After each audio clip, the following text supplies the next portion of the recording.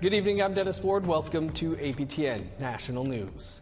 Today, the government of Manitoba announced the opening of a supervised drug consumption site in Winnipeg next year. It will be the first official site in the province and will be led and guided by Indigenous peoples with lived experience using drugs. Here's Sav Jonesa with the details. Harm reductionists in Winnipeg got some news they've been waiting for on Friday. Years of lobbying the provincial government for safer places to use drugs finally paid off. We will have a supervised consumption site up and running in the new year. The Manitoba government will provide more than $700,000 to create the site.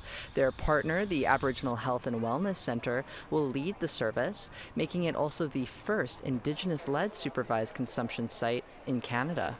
Its goal? To prevent overdose deaths and connect people to resources and support. In Canada, we lose 22 people a day to opioid toxicity. A parent, a child, a grandparent, might be an uncle, an aunt, a friend. Consumption sites provide a supervised environment where individuals can use drugs under the watchful eye of a trained staff who can intervene in the event of an overdose. While a location hasn't been secured yet, Addictions Minister Bernadette Smith says it will be in Winnipeg's downtown and open in 2025. This is about, accessing primary health care, getting folks connected with services such as housing, such as EIA, counseling supports, into whether they want to get into treatment. It's not just about consumption. Cody Guimond is a peer advisor with lived experience using drugs. She hopes the site will save lives. It's happening way too much. I'm losing friends every single day to it. I just lost a handful within the past couple days. So I think the safe consumption site is needed right now. Earlier in the day, Pierre Poilievre was in Montreal, where he said he would close some supervised consumption sites in Canada and not fund new ones if elected as Prime Minister. Sites he calls drug dens. Justin Trudeau must immediately shut down this hard drug injection site, this drug den, to protect our children, reassure families, and ensure the safety of all Quebecers and Canadians. Smith begs to differ. We've heard strongly from the community here in Manitoba that it's something that needs to happen. We've had over 400 deaths here in our province. We have no supervised consumption site. We're coming from a conservative government for the last seven and a half years that didn't take a harm reduction approach, and we're listening to community, and this is what community has asked for. Smith says that even if the Conservatives win the upcoming federal election, Manitoba will move forward with the site because that is what community is asking for. Sav Jonesa, APTN National News, Winnipeg. Grassy Narrows First Nation has launched a legal battle over Ontario over the province's Mining Act, an act they are claiming is unconstitutional. The First Nation, located 80 kilometers north of Kenora, Ontario, presented its legal application in Toronto today. They say the Mining Act violates Section 35 of the Constitution, arguing it infringes on treaty rights and does not require proper consultation with First Nations before staking claims. The application obtained by APTN states there are around 10,000 mining claims in the Grassy Narrows area. In an interview with APTN, Grassy Narrows lawyer Jackie Esmond explained how Ontario's free entry mining system infringes on the rights of First Nations. What that means is that basically anyone in their pajamas on their couch can get on their laptop and they can stake a claim anywhere that's open for mining in the province without notifying, consulting, getting consent from Indigenous nations who have an interest and rights over that land. So what Grassy Narrows is planning to do is to start a court application that is challenging the constitutionality of the Mining Act. The company at the center of a recent cyanide spill at a Yukon mine says it might not be able to reopen. Late last month, Victoria Gold's Eagle Gold Mine experienced an equipment failure which caused a landslide and allowed small amounts of cyanide into a nearby creek. Operations have since been halted. Victoria Gold said in a statement Friday it doesn't know if it will receive the authorizations necessary to restart production. It also doesn't know if it will have the money needed to repair the site. Meanwhile, Yukon government has ordered the company to submit various plans to help protect the site from further contamination. John Stryker is Yukon's Minister of Energy and Mines. We never want a mine that fails like this. This should not be. This type of situation is if we're not relaying how serious we think this situation is, let me just emphasize the point. It is completely serious. The Assembly of First Nations and First Nations organizations are hailing a commitment from the federal government on child welfare reform. The original dollar figure was just below $20 billion. This week, during the Assembly of First Nations Annual General Assembly, it was announced the new agreement would be $47.8 billion over 10 years. This deal is on top of the $23 billion that has been signed off on as compensation for 300,000 families who were discriminated against in the child welfare system. The reform would focus on prevention rather than apprehension. The more than doubling of the previous dollar figure will be discussed by chiefs over the summer, including a special chiefs assembly in September that will be held in Winnipeg. But not everyone is so sure about the $47.8 billion child welfare reform package. Child advocate Cindy Blackstock, who has been fighting the Government of Canada over discrimination in the system for over a decade, was only given a copy of the agreement last night. Blackstock feels things are also being rushed. She joined us from Vancouver. Cindy, thanks for being with us. This week started out with this deal being a secret, and then there was a press conference on Thursday announcing it was worth the $47 billion, more than twice as much as initially announced. Sounds pretty good, no?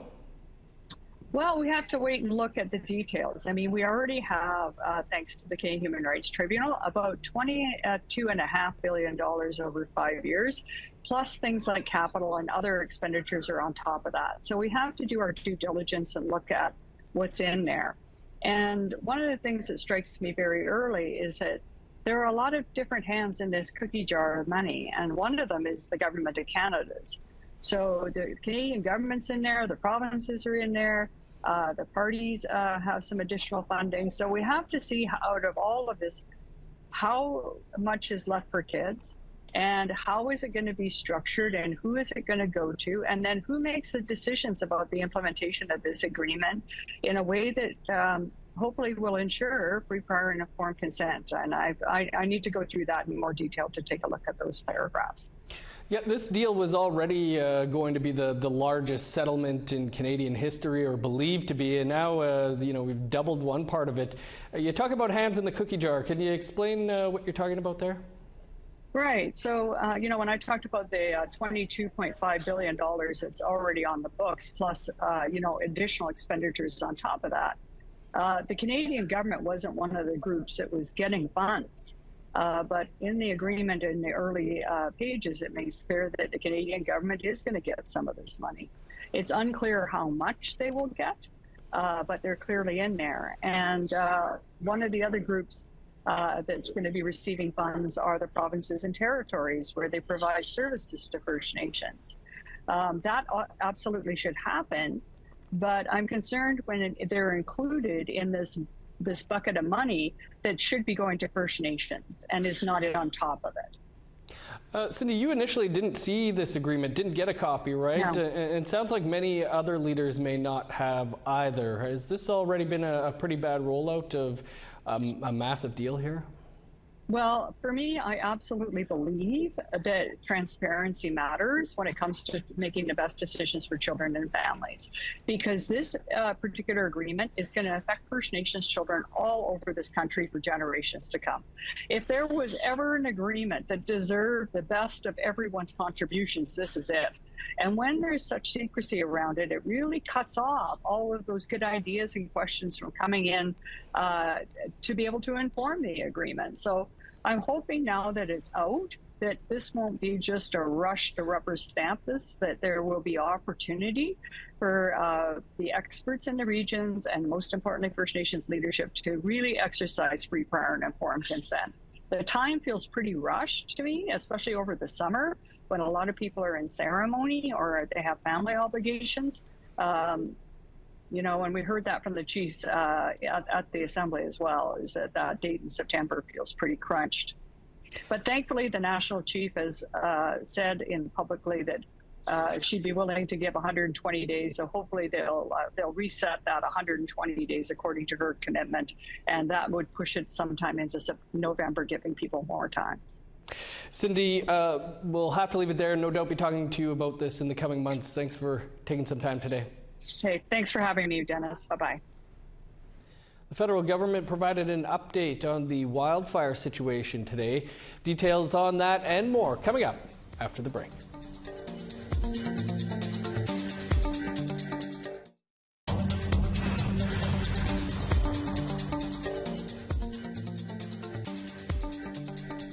Welcome back. So far, so good when it comes to the news about this year's wildfire season. Fire activity is running far behind the pace and scale of last year, according to the federal government. Although predicted hotter weather in Western and Northern Canada will make an increase in fire activity very likely. Last year's wildfire season was the most destructive on record. According to a federal government technical briefing, there are 284 active wildfires, with 80 of them currently out of control. According to Indigenous Services Canada, few First Nations are under threat, although the Little Red River Cree Nation in Alberta evacuated nearly 1,000 residents from its Garden River community on Thursday. ISC is monitoring 5 wildfires, which are impacting or have the potential to impact First Nations communities in British Columbia, Alberta, Saskatchewan, and the Yukon. As of July 10th, one First Nation in Alberta has issued an evacuation order for one of their 3 communities, as a wildfire is in proximity to the road leading to the community. ISC is on standby along with other partners to support all impacted communities if needed. As mentioned, Garden River, a part of the Little Red River Cree Nation in northern Alberta, has evacuated roughly 1,000 people.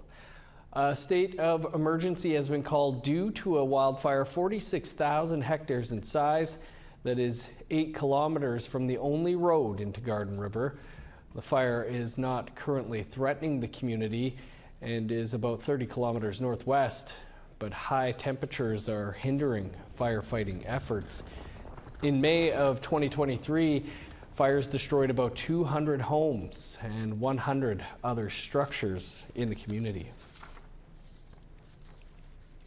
Saskatchewan RCMP are on the lookout for fake officers. Earlier this week, Onion Lake RCMP received reports of phony traffic stop. 3 suspects in a black SUV were equipped with red and blue emergency lights. They stopped vehicles and demanded identification. None of the suspects wore RCMP uniforms. Instead, they wore balaclavas and tactical gear. When the suspects failed to provide clear answers to motorists as to who they were, cars were allowed to drive away. Saskatchewan RCMP remind the public that impersonating an officer is a serious crime. If you suspect a fake officer, you can ask for their identification and badge to verify their RCMP status. The Minister of Crown Indigenous Relations will be in Saskatchewan to offer a formal apology next week. On Monday, Gary Anandasangari will be in Saskatchewan to deliver an apology to 9 Dakota and Lakota First Nations. The historic ceremony will be held in the Whitecap Dakota First Nation with representatives from other 8 First Nations in attendance. APTN will be on site at the ceremony on Monday. Time for one last break. Coming up, we'll put a wrap on our stories from the 42nd annual Banic Festival. Stick around.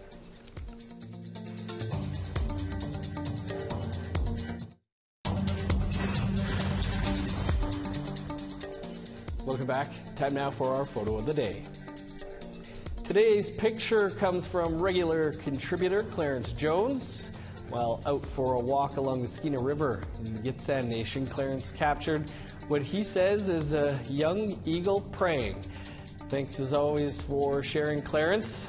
How are you spending your summer weekend? You can send your pictures to share at aptn.ca to be featured as our next photo of the day. Now let's take a look at tomorrow's weather forecast. Starting on the East Coast, showers and 27 in Halifax, rain and 28 for Fredericton. 19 in Kuujjuaq, 17 in Nain. 29 with showers in Montreal and Val-d'Or. 29 and rain in Sault Ste. Marie, sunny and 29 in North Bay. 28 with showers in Thunder Bay, rain and 29 in Sioux Lookout. Rain and 26 for God's Lake, smoky and 24 for the Paw. 26 with showers in Winnipeg, 27 in Dauphin. 27 in Regina, rain and 24 in Saskatoon. Smoky and 23 for Buffalo Narrows, 24 in La Ronge. Showers and 22 in High Level, 24 and smoky for Fort McMurray.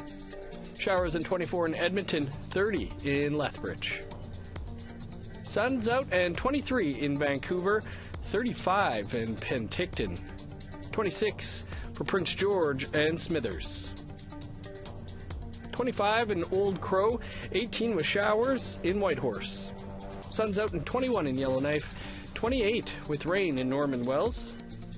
14 and sunny in Sax Harbor, 26 in Paulatuck. 15 for Chesterfield, 8 with rain in Arviette. 5 in Resolute, 18 in Joe Haven.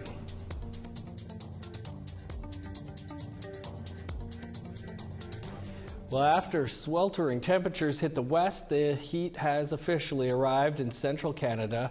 Environment and Climate Change Canada has issued a heat warning in Winnipeg, with humidex values hitting 40 on Thursday and Friday. Reporter Sierra Bettens tells us how community organizations banded together to help locals keep cool. When things start heating up here in Winnipeg, our community organizations, libraries, and splash pads become safe havens for people trying to stay cool. And this year, the City of Winnipeg and community organizations did their homework. In late June, End Homelessness Winnipeg published their 2024 Extreme Weather Response Plan, which brings together over 40 different community organizations to help people stay cool in this heat. And today, we're seeing it in action. Here at the Main Street Project, donations of water are piling up. We put a call out for donated bottled water on our social media, and we've had a really good response to that so far. We went to Costco in St. James today to pick up a very large donation of bottled water. For people experiencing homelessness, extreme temperatures can be dangerous and even fatal. Cindy Titus, who manages communications at Main Street Project, says their facilities are bustling in the heat, with more seeking shelter. People experiencing homelessness are at great risk of heat-related illness, and so that would look like sunburn, heat exhaustion, heat stroke, and dehydration, and we want to do our best to prevent that kind of illness as soon as possible. Over the past few years, Titus says the organization had to adapt the services to accommodate more extreme heat events. Marianne Opria, an emergency management officer with the City of Winnipeg, says this comes with a price tag. During times of extreme heat, it can be pretty expensive, especially trying to get water out to the communities. So we have done our own outreach to the community centers, again, just to see who is available, and that we do provide cases of water for them during the summer season. Titus says the Main Street Project is always looking for donations of water, fruit, popsicles, and summer clothing for community members, as well as funds to purchase essentials. Sierra Bettens, APTN National News, Winnipeg. Thanks, Sierra. And if you're in Winnipeg, Wabung Abanijig is desperately seeking donations of bottled water for community during the heat wave. Donations can be dropped off at 225 Dufferin Avenue. Made for the big leagues, only its location is deep in the middle of the northern woods. In this final story about the Banic Festival in St. Teresa Anishinaabe Nation, T.R. Wheatley speaks with organizers and a newly graduated carpenter about that stage we've been seeing all week. These youth are doing the final touches to the stage they spent months preparing for, this big moment. Thank you for having us. We did Mariana's Trench. 2 nights of concerts with mainstream artists right here on this main stage. So the stage behind me right now has been built by recent graduates of the Youth Build program. And this program was a program that trained our youth to become certified carpenters. And they had the golden opportunity to build the stage that these artists are playing on today, and that will be used for many years to come with other future activities. Ivan Flett organized these concerts. He says normally big-name artists have their own stages that are assembled, taken down, and loaded into trucks by roadies, following the artists to their locations. Only St. Teresa Point Anishinaabe Nation is a fly-in community, so they had to get creative here, making use of the carpentry program for this community celebration. Gilbert Knott is one of the recently graduated carpenters. It was my sister that just got me into it, to get into a youth build. It was just mostly us and students being hot in the hot weather, trying to figure out what to do for ourselves. Flett says learning as you go is often how it happens here. And what we strive here in St. Teresa Point is youth is the future, so we will continue using youth and promoting youth. Thrill Star Entertainment out of Winnipeg helped coordinate this event. I haven't seen anything better. I don't think you could pay anyone a professional company any amount of money to build such a fantastic stage. So I compliment the students for building it, and I welcome them to join us in any future productions as well. While visitors are taking notice, leadership here take every opportunity to hype up this stage built one nail at a time, deep in the middle of the woods. Getting this done all year, and they graduated last month. Thank you so much. What can I do next year? What can I do for my community next year? While Flett isn't ready to say just yet, he's giving us a hint. The artist's initials are B.A. and may currently be on tour. T.R. Wheatley, APTN National News, St. Teresa Point. Great job again on the work up north from TR and Zach. A great series of stories. Maybe we could take the newscast up there for the 43rd Banic Festival and we can finally get some of that Banic. That's all the time we have for your news for this Friday. For news anytime, you can, of course, visit our website, aptnnews.ca. I'm Dennis Ward. Marcy McGuitch, thanks for being with us. Have a great night.